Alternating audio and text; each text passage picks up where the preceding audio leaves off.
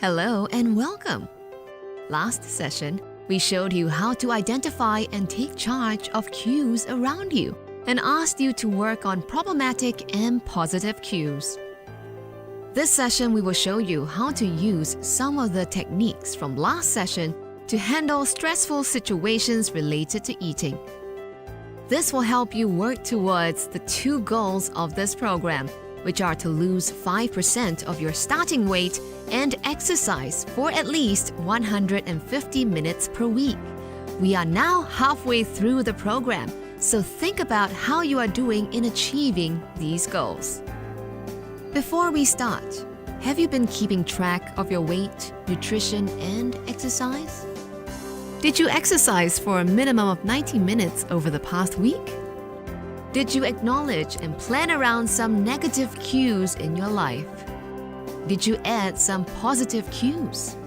If you had trouble, don't let it get you down as long as you are following the program more often than not. Let's start by looking at a day in the life of Miss Lee. She is a busy woman with a job and a family. She had a meeting early in the morning, so she didn't get a full night's sleep. To get to the meeting on time, she skipped breakfast. After the meeting, she wasn't hungry and didn't eat anything until lunch. Since she skipped breakfast, she was very hungry and her colleagues encouraged her to eat. In an afternoon meeting, her boss was critical of her work, which caused her to feel stressed and anxious. After the meeting, she was upset and frustrated, so she opened a box of cookies that she keeps at her desk and started eating.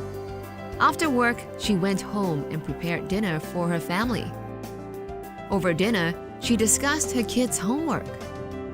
After dinner, she was tired and tense, and to make herself feel better, she opened a tub of her favorite ice cream and ate it while watching TV. We have all been in a similar situation at some point. Your exact situation may have differed, but we have all ended up overeating because of internal cues like stress. So our goal is simple: to show you how to remove or reduce the negative effects of food in these unpleasant situations. Do you remember the ABC technique from last session? ABC stands for antecedent, behavior, consequence. Overeating is the behavior which leads to the consequence of gaining weight. In Miss Lee's case, there were multiple antecedents, so let's identify them in order to see how we can change them. First, because she didn't eat breakfast, the antecedent, she was hungry, so she overate at lunch. The behavior. This was a mistake because breakfast is the most important meal of the day. Research has shown that people who eat breakfast are able to control their weight better than those who don't eat breakfast. Skipping a meal simply increases hunger, which can cause overeating at a later time. So whatever you do, do not starve yourself or skip meals. If Miss Lee was too busy to eat breakfast, she could have grabbed a sandwich or a steamed bun and eaten it on the way to work or on a quick break.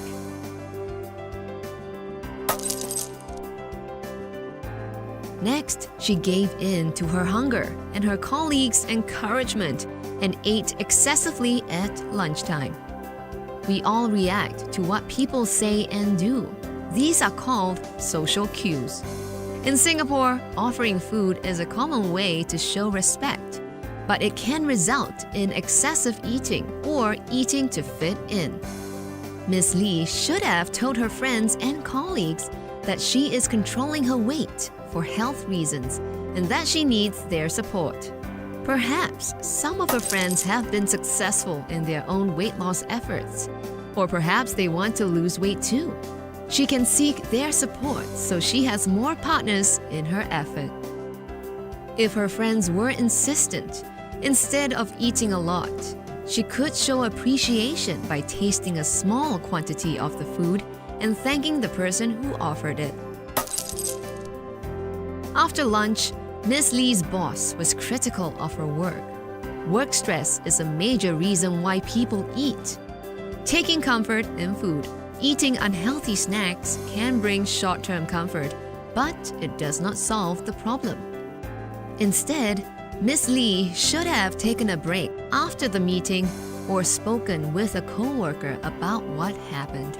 Eating will cause weight gain, which is not a solution.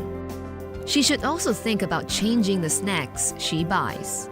After all, if she didn't have cookies, she wouldn't have been able to eat them. If she needs snacks, she should try healthier ones like fruits or vegetable snacks that are low in calorie density.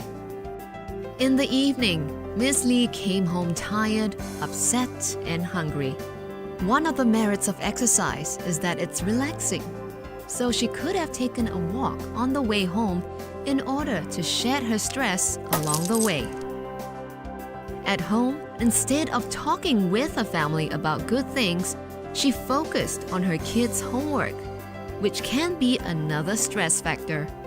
Dinner time with family is an excellent chance for her to relax. Having positive interpersonal relationships is a great way to reduce stress and negative thoughts. At the end of the day, she ate ice cream after dinner to make herself feel better.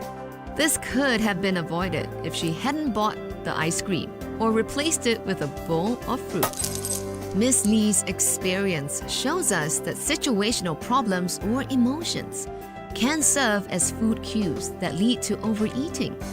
Although you may not encounter exactly what she did in her hectic day, you may face similar challenges with negative emotions like stress, fatigue, anger, anxiety, or loneliness, which lead to eating. Now let's see how you can prepare yourself for these situations by applying the same technique we used for Miss Lee. The first step is to describe the problem in detail. Follow the ABC paradigm. Think of the consequence and work backwards, tracing the behavior and then the antecedent. C, B, then A. Step 1 is to identify C, in this case, weight gain. For the second step, identify B. What are the behaviors and foods that lead to it? When do you eat these foods? Instead of saying, I eat snacks, specify what snacks you eat too much of and when and where you eat too much of them. For example, I eat too many cookies at work after lunch.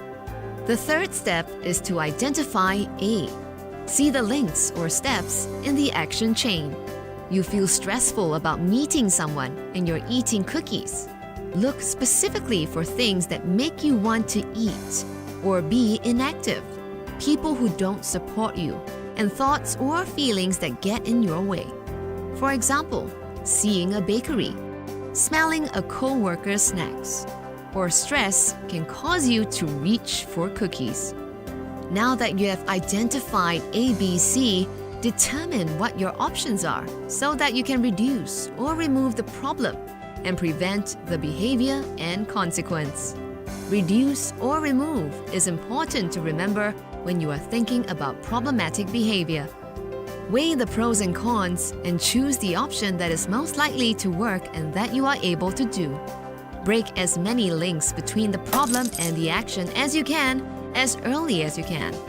By thinking through her options, Miss Lee could have picked alternatives that would have stopped her from overeating at lunch and then eating ice cream after dinner, as well as having a generally stressful day.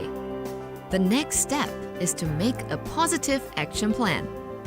Miss Lee has prepared a positive action plan in anticipation of another stressful day. In this plan, she will prepare a sandwich the night before or pick up a healthy breakfast on her way to work. At the supermarket, she will only buy foods she needs, and she won't buy foods that are high in calorie density.